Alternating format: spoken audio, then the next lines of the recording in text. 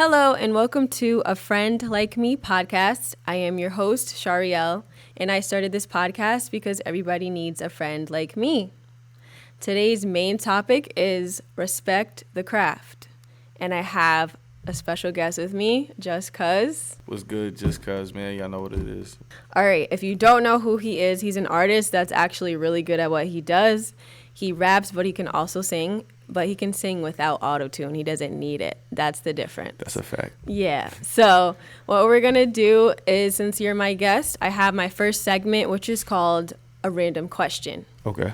So my random question for you is, what's more irritating, a baby crying on a plane or somebody that's sitting next to you on a plane coughing the whole time? Oh, that's not even close. What is it?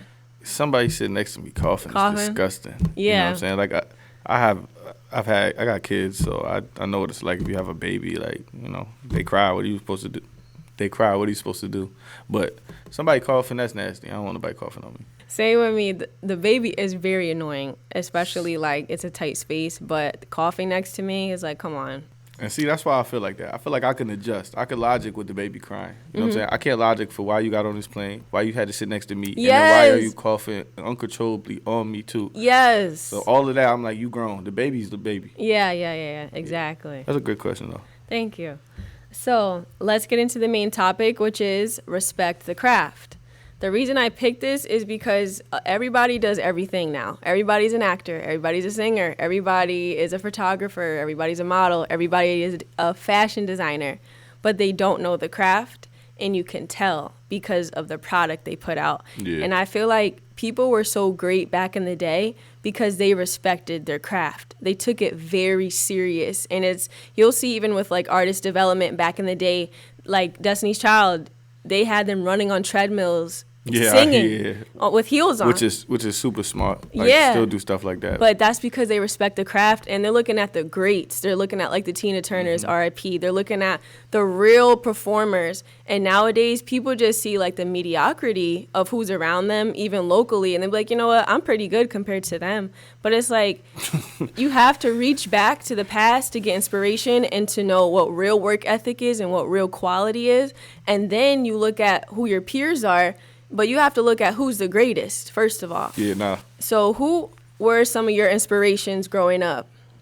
You know, it's going to be crazy. I think my biggest inspirations, like, from start to finish was always my family. Like, my grandfather, he used to sing in a gospel group when I was growing up. My dad eventually did too later on, but they was on BET and Bobby Jones Gospel and all that. And my dad has a whole story of his music and all the things he chased when he was out in Cali and all that. So I always looked up to them. My uncles can sing crazy, write amazing songs. So those first people that ever made me want to do music. You know what I'm saying? I remember my cousin, the first time I ever wanted to rap, my cousin was at my dad's job, and he just came through. They rewrote Hamlet to play Hamlet. Ooh. So they rewrote Hamlet with raps though. I never even heard of nothing like that. I think I was like, and now they have a play like that, right? Yep. Yeah. It's Hamilton. the whatever that got Hamilton. Yeah, it's similar. It's probably not that, but it's just like the idea of changing it to being that kind of musical. Yeah, I feel like that was innovative back then. It was. And now it's multi-million-dollar Selling idea out. now. Yeah. But yeah, so I think 11 was the first time I wanted to rap, and that was my cousin. I always wanted to sing because my family sung. Yeah. So yeah, those have been my inspirations for everything I'll be doing. I love that. And the thing is, it's so amazing when you have that in your family because you grew up in greatness. And that's something a lot of people don't have. A lot of people have to look outside of the home. And even though, you know, their situation wasn't the best, like think of the Jackson 5. Their dad knew what level you had to be on to make it. So they had that intense pressure. But pressure makes diamonds. And that's how you got the whole Jackson family. And you have to reach back, like Michael looked up to James Brown. I feel it's the same way when you want to do anything in life. You have to look at who's the greatest doing it and try as hard as you can to reach where they're at. Even if you miss the mark, you're still going to be great. You might not be as great as them, but you're going to be way better than who's out right now. For sure. And that's for everything. I'm talking about being a parent. I'm talking about being a principal. I'm talking about being anything in life. You need to respect what you're doing. Just don't do stuff just to do it. I feel like a lot of people do stuff because they see everybody else do it. And then they want recognition for something they're not really truly good at. And it's something they're not passionate about. You can see when somebody's not passionate about what they're doing. Even with podcasting, anybody can have a podcast, but what are you really talking about?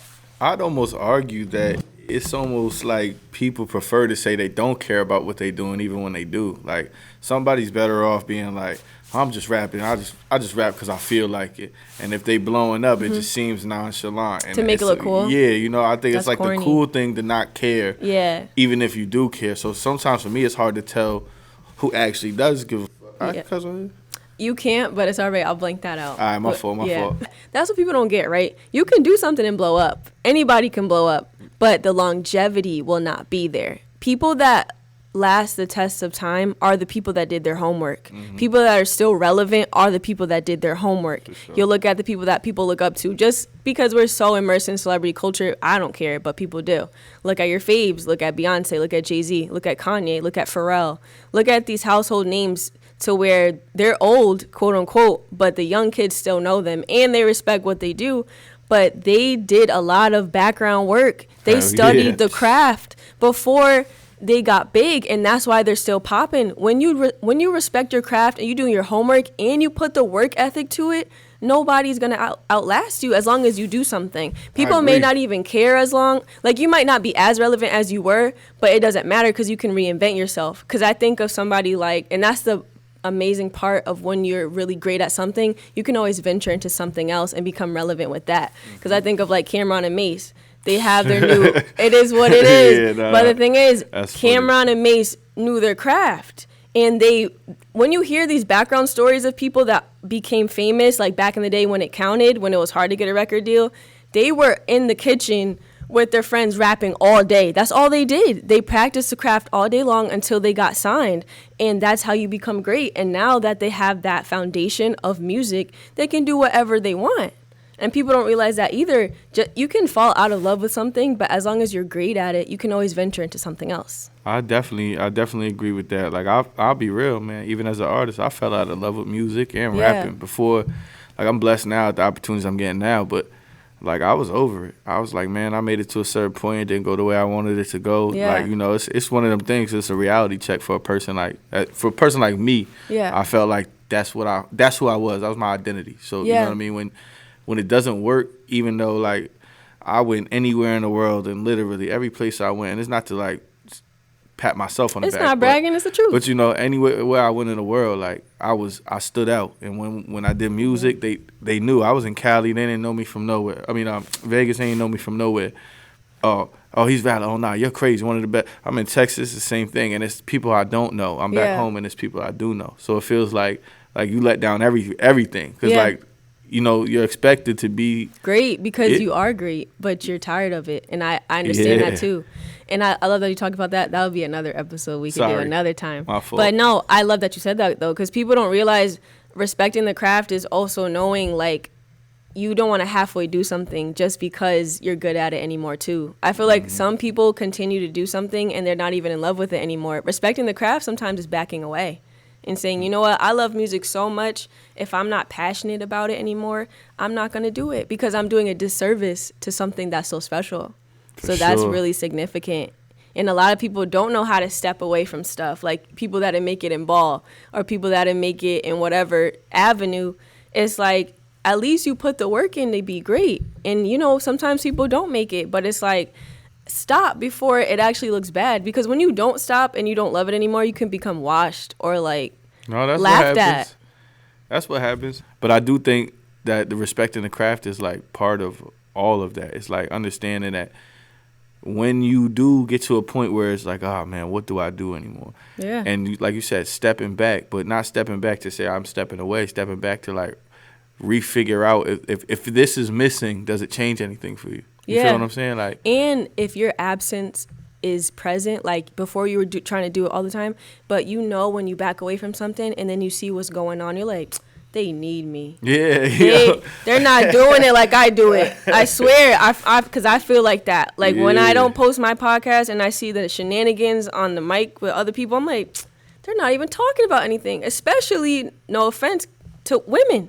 Women are talking about sex all the time on podcasts, and it's like you don't want to be objectified or treated a certain way, but that's all you're offering on the mic. It's like women are very diverse. We're very intelligent. We have leadership qualities. Why aren't we talking about that stuff too?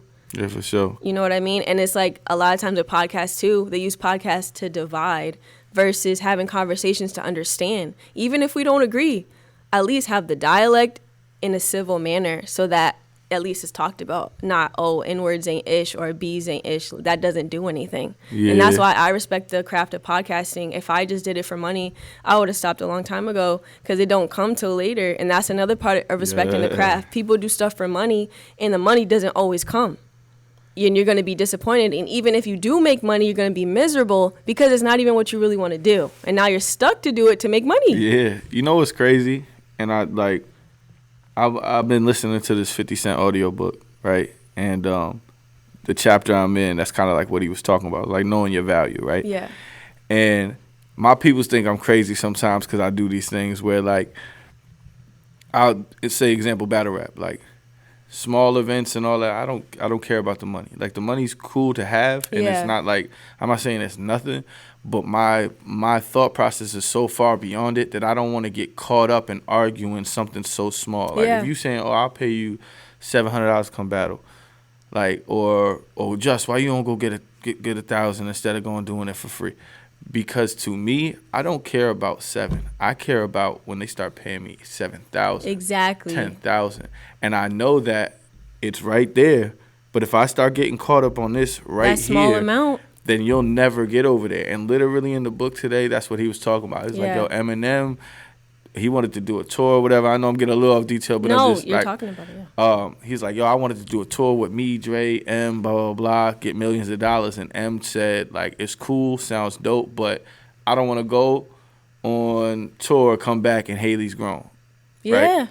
And he was like, I didn't understand it at the time, but it's like your time, your value for things. And it's like, yo, he understood that every dollar doesn't mean that it's going to be, look, yeah, $2 million sounds cool right now, but what else does it affect? Exactly. Knowing that eventually I could go get $10 million doing this. Yeah. And I didn't have to leave. I didn't have to change my circumstances. I didn't have to be uncomfortable for me to get what I was looking for. Yeah. And so, I mean, I thought that was like, especially before me going to the house, I was like, yo, I felt like that like just hit right home. It's like, yo, people don't understand when I think that way, but it's working and it has worked. So and the I feel crazy thing is, back in the day, that's what they had to do. Yeah. Everybody had an intern. Everybody had to be an opening act. Everybody had to be really broke before they made money. But our generation is so wanting instant gratification because of social media and all the cap on there. It's like you have to pay your dues if you want to be long lasting. This is what I'm talking about. You guys can be a flash in the pan. Anybody can go viral. But if you want to be known for what you do and be able to do it for the rest of your life, you have to pay your dues. And that's sometimes interning for no pay or volunteering almost. It's like volunteering when you perform and you don't get paid for it. But it doesn't matter. You respect your craft. You know this is going to get you to where you want to be.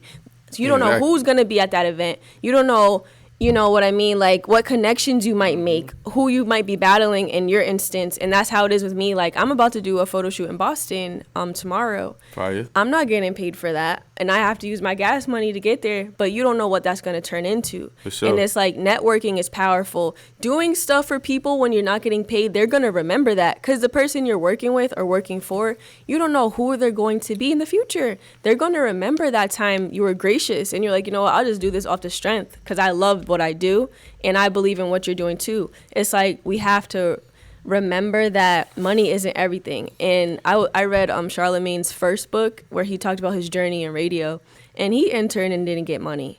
And nowadays people act like they're too good to do that. Intern, to me though, it's like the experience of it. Like, why would you not take the experience? Like, overall, like, I could wish that somebody looks out for me later or feels like, yo, they rock with me. Yeah. And I would be like, yo, okay, that's something in the back of my mind. But my first thought would be like, yo, I get to understand it. I get to get into that, like, in the door. Yeah, it's one thing to say, oh, what is the music business like? But it's another to be like, yo, I'm in the music business. I might be getting coffee for the people doing the business, but I'm still in the room while they're doing the business. I'm around the big wigs. So now I understand, oh, y'all call them to say this? Oh, y'all never have that? Oh, the only way I could connect for this is this? Exactly. Now, before, you'll never know that. But now that with that information, you could take it home and say, okay, well, I don't really need them for this part because this is their connection to that. Yeah. And create your own, avenues. What works for you. Yeah. You pull from the people you're around. For sure. So it's like when you respect the craft, whoever you're around, whether you're getting paid or not, whether it's exposure or not, you're still learning. And there's nothing more valuable than knowledge because people can't take knowledge away from you. That's the biggest thing people don't get. You can take everything away from me, but because I know what I know, I'm going to get it all back plus more. And that's why you have to know your craft, because otherwise you're always dependent on somebody else if you don't know your craft. That's the crazy part. Like people, for instance, like say you're on the come up and you need an engineer, but you don't have one. You have to learn how to do it yourself. There's stuff I had to learn. I wouldn't have a podcast if I had like money, because money can honestly stunt you sometimes. It can keep you from learning the craft. Because you pay for it. You're paying for service. Yeah, exactly. For sure. So it's like, because I started with clothes and I had to learn how to use a camera, I had to learn about lighting, then I got into audio, and then boom, podcast. So it's because I took my time. I didn't care about what everybody else is doing, because that can be distracting. You guys have to really lock in on your craft too, because everybody's going to be at the beach this summer. Everybody's going to be doing whatever they want to do. But if you want to elevate and really actually live the life you want to live, doing what you love, you have to sacrifice and learn your craft. That there's no way around it. And I want you to explain your process of what did you study about your family and your other influences, and what was your process of getting good? Because just because you're around it doesn't mean you were good at it. I think what I studied, actually more what I learned, my family is heavy critics. Like my brother Mike, I love him to death, and I'm probably only as good as I am at rapping because of him specifically. Yeah. They're just heavy critics, and they don't mean it in a bad way, you know. And I learned that like when I was a kid, I'd be like, man, y'all harsh. Like I'd bring my rap to my brother, and I'd be like, what you think? And it wouldn't be like, oh, it wouldn't even be constructive criticism. Yeah. It'd be like, oh, that's terrible. Yeah. And I'd be like, what do you mean? And he's like, just write it again. That's all they would tell me. Write it again. Wow. And I'd be like, what do you like? And I used to get mad, but now I do it to myself naturally. Yeah. Like even if I have a great verse, I write it again. Can I do better? Now that I've heard this, I use it like if I heard Jay-Z and this was Jay-Z's verse, and now I want to use this Jay-Z song, I know that I have to rap somewhere up to par or over that for people to even care, right? So I look at myself, I say, okay, write it again. Sometimes you're better, sometimes you're not. But, you know, from those experiences, and I think my grandfather's work ethic with it, man. Yeah. He did everything. He worked a full job, was at church, still going to sing, still flying here and there at his age. And, you know, I think his dedication just made me feel like, you know, it was like, okay, like if you're going to do it all the way. Yeah, you got to do it. Don't half step. And some of the things that I learned, just like I fell back on certain things that he did, you know, where I'd say like, you know what, I think you could have done more here if you would have just let go of this, you know. And sometimes people feel like, you know, oh, we have to have this in order for everything to maintain. But sometimes you got to just trust yourself and trust your instincts and trust your talent and say, like, that's what I think. And this is no disrespect to them. I love them. Yeah. I think what we've always lacked in my family, not just talent. You know, my Uncle Marvin sung right in front of Diddy on the corner, and Diddy invited him to the studio, like, immediately. They caught a flat tire, never made it. Crazy story. Wow. But that's how talented it was. But I don't think that anybody ever believed in themselves enough to take the jump. The biggest risk. You feel me? Because that's what it takes. It was and that's what it is. It's like no safety net. Yes, no plan B. You have to jump, and you have to know that, yo, look, I'm going to land on my feet because I'm that good. Yes, because you did the work. That's the thing, too. You can't be scared. If you did the work, you have to know that all that repetition that you're talking about is the mother of mastery. There's no way, and that's the thing about practice. I've done this so much that when it's showtime, I'm ready to go. This isn't even scary. You might have a little bit of butterflies, but it's like, I do this. This is who I am. So why would I be afraid to take the risk? It'll be silly. Why am I putting all this work to not take the risk? Because I respect the craft. I did what I had to do. And I love that you talked about that, because Marlon and Sean always talked about that with Keenan. They would write a script, and he would look at it, he would like, write it again. There's times where like Scary Movie or whatever, their show that they had, the Wayans brothers, they would write like 80 drafts of something before it got approved for white chicks too. They wrote so many drafts of it until he said, this is the one. And White Chicks is one of the fun, I don't care what nobody says, it's one of the funniest movies ever. Imagine if they would have stuck with the first draft. It wouldn't have been good. It would have been terrible. And here's the thing, like, and I can equate that to battle rap, right? Like, you know, when you're writing, you want every line to hit, right? Yeah. You know, but sometimes if you just go with your first draft, like I'll have a first draft of what I want to say. Yeah. And if I don't revise it, like say in the beginning when I first started, I was just like, oh, I could rap, man. I know what I'm doing. Like when I write it down, that's just fire. It just is what it is, right?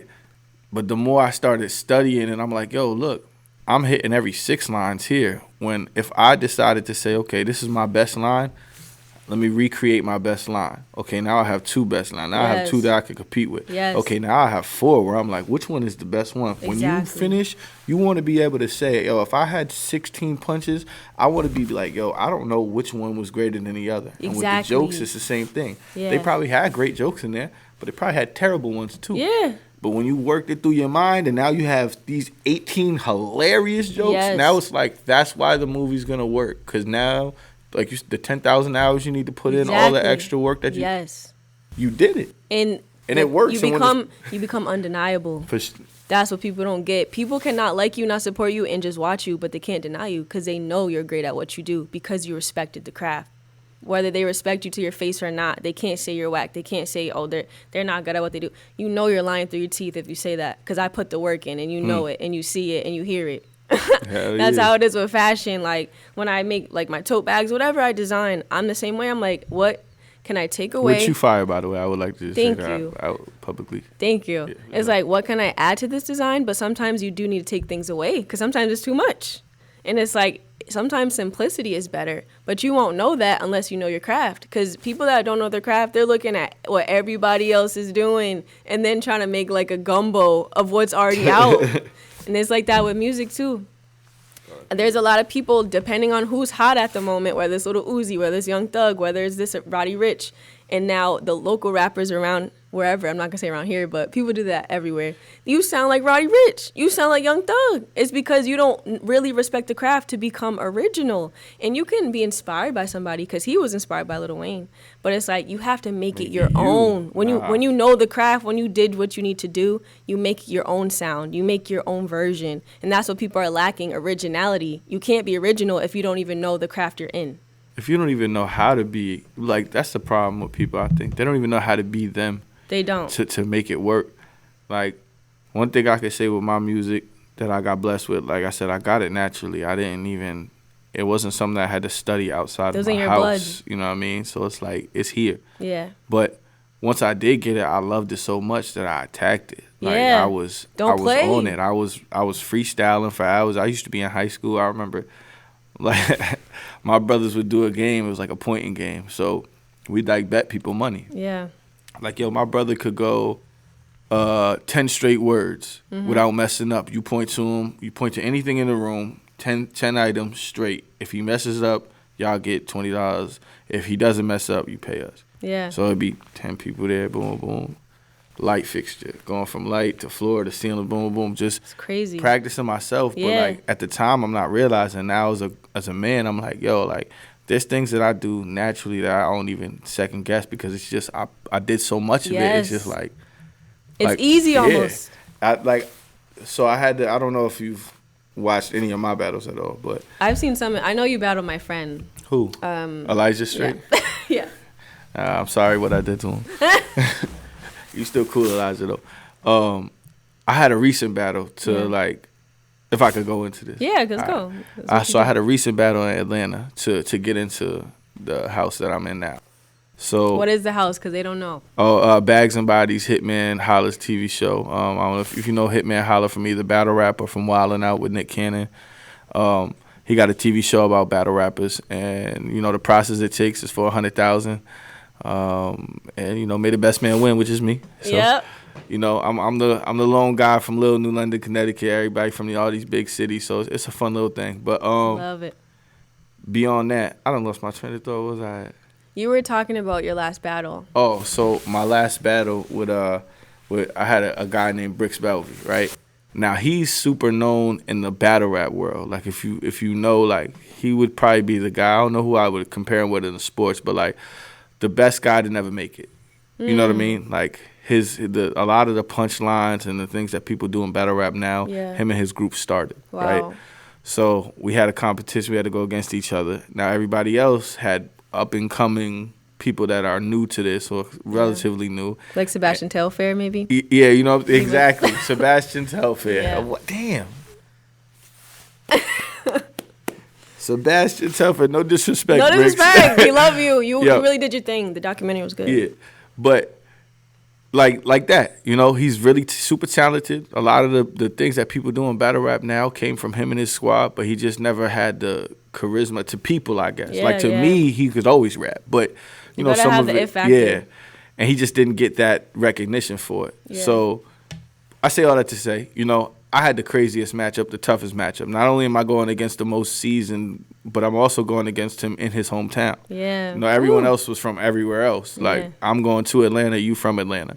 Yeah. You got judges that are from Atlanta. Like, I'm like, I ain't supposed to win this. Like, that's how I felt, but I got to go. We had our first round. I lost our first round. Okay. He was going crazy, and I was going crazy, but they wasn't responding to me. That's how I felt. But I knew that he won the first round for sure.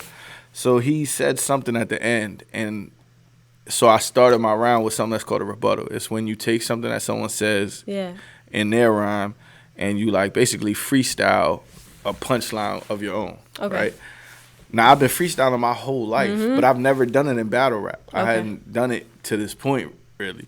So everybody's, you know, just not expecting it. And he said something, the crowd goes crazy.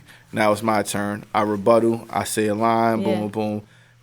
The crowd just erupts, like goes wild. And everybody's like, even my man's hit me. He's like, yo, you chose the biggest moment of your life to try to freestyle rebuttal. And I said, well, when was I supposed to do it? Exactly. You know, like I trained for this. Yes. I stood in those rooms where I had 2 seconds from you pointing to a bag to the floor for me to figure out an idea. You giving me 45 to think of something that you said right there. Yeah. If I don't, then I don't believe in all the work I put in. What was the point? I didn't, you know, and that's the natural instinct of me saying like, as soon as he said it and the crowd went crazy, I said, oh, y'all went crazy. I got to figure out how to flip it. I have to. And in 30 seconds, I was like, I got it. Yeah. And it worked. It worked like I said, that was probably the biggest line of the whole night from everybody's battle. That they remembered. Everyone. They went viral, all that, which was cool. Because you respected the craft from the beginning. You feel me? People don't forget you when you're great. That's the thing. My advice to you, especially if you're younger, don't look towards your peers. Don't even look towards the rappers now, because they even have a quicker expiration date than so many artists we grew up with. 90% of them are gone. Yeah, we had longevity. Like what we grew up with, even the stars like Raven Simone, different people had longevity. They were doing it for 20 years. Nowadays, stuff is really microwave. Look at the greats. Go back to the 80s. Go back to the 70s. And I'm talking about with any field you want to do, whether you want to be a filmmaker, look at different people and take little nuggets from them. Really, like, bury yourself in the work. Don't look at it as a burden. That's the thing, too. People don't want to do the work. They're like, I don't want to do all that. I'm just going to... Don't wing it, because it's going to look like you winged it. It's going to sound like you winged it. Be great. Do the work, and you're going to be remembered. That's the point. Because with everything on the internet, there's so many things that people see on the daily basis. What's the point of putting something out if no one's going to remember it? For sure. What's the point? You're wasting your energy. Or if you're not going to work to make them remember it. Yeah, you know what I mean? But that's why you have to respect the craft. For sure. You got to put the work in. You can't cut corners with it. You just can't. And it's like you said, you were rapping about everything. When I first learned how to sew, I didn't have a job just so I could learn how to sew my best. That's what people don't know. I was cashing in bottles to have gas money so I could sew day and night. You have to have that type of dedication, or else it's not going to work for you. And you need to forget about being young. People always want to talk about, oh, I need to have fun. You're only going to be this young, this long. So you're going to waste all of your 20s, your prime years, just doing nothing, or just like getting out of work and then having fun and being miserable in the long run because you're still not living how you want to live. Man, that's the hard truth right there. I don't know, maybe I should be closer to the mic, but that's the hard truth right there. Like, I think people are, shout out to my man Frank. He said this one time. I actually took it and put it online. He said it. People are comfortably depressed, man. They are. Like comfortably miserable. You miserable. Yeah, that might be the better word. Comfortably miserable. Yeah. But it's like, people are like, Like, you're okay with not being okay about what your situation is and what your living is. And you just go, yeah, you know what? But it's what we got to do. But why is that what you think you have to do? You're accepting that. I it's feel a choice. like, I'm one of them people, and my belief is like, yo, I don't know how much time I got here, and I don't know if it's tomorrow. I don't know if it's 60 years from now. But what I do know is that while I'm here, I'm going to make sure I do it my way, because I can't. Yeah, I can't sit here and worry about, well, this is what the traditional of what? Of who? Who made that up? Because I can't take none of it with me. Yeah. Now, all I can think of is, like, how do I make sure that when I leave, though, I can leave it to the people that matter to me, so that I can say, hey, you don't have to struggle as hard. Because my goal in life is to make sure that the people I love get to just live life. Yes. Because that is life. And not survive. Yeah. Live. Figure it out. Whatever you want to do it. Don't feel like you have to sit here and slave away 12 hours and 9 hours of your life to somebody who would fire you or if you died would replace you in a day. Yeah. But we sit here and go, well, I got to do it. No, you can settle for that, or you can say, okay, I'm going to do this and I'm going to get this right so that when I'm finished, I can transition into this period. But people be so stuck in their ways, and I could never. I could never, and I'm thankful that I was right, because it's working. You know what I mean? Exactly. And that's the thing, too. When you respect the craft, you got the patience with it. There's dark times, of course. There's ups and downs. But there's always a moment where you have that opportunity that comes right when you needed it. And you're like, you know what? This doesn't happen to everybody. I'm supposed to do this. Exactly. And that's the beautiful thing. When you do have a gift, when you do have something you're good at, don't play with it. Really invest in it, because it will pay off, like he said. You might change a whole generation after you because you respected your craft. Mm-hmm. I pray my youngin', my son, takes it farther in whatever he does than what I did. And the same thing, farther and farther. And I'm just like, we just use it. And I think my dad did the same. I think my dad looked at it, did the best he could, and said, yo, look, I hope that y'all take what I gave you and make it something greater than what I could. And here's, like you said, the baton. Here's the baton. Yeah. And God knows I want to be the person, but if it ain't me, it's definitely going to be you. Because I know what to do now. And because you invested in your craft, you're going to pour that all into him. It's all for you. Exactly. And I know what to do. And you have, like, and I'm not trying to be funny. My son is crazy talented. So it's like, I look at that and I'm just like, I'm just like, we here. Somebody is going to break these curses. Exactly. These curses is gone. One way or another. That's it. Yeah. You know what I mean? I love that. For sure. I hope this inspired you, and definitely go check out Just Cuz, because he's one of them ones. Appreciate he's really that. him. And for my last segment, I have a song to expand your attention span, because most songs nowadays are 3 minutes or less. And that song is Spaceships by Kanye West, featuring GLC and Consequence, the clean version. Thank you for listening to my podcast, and enjoy the rest of your week. All right, that was really good.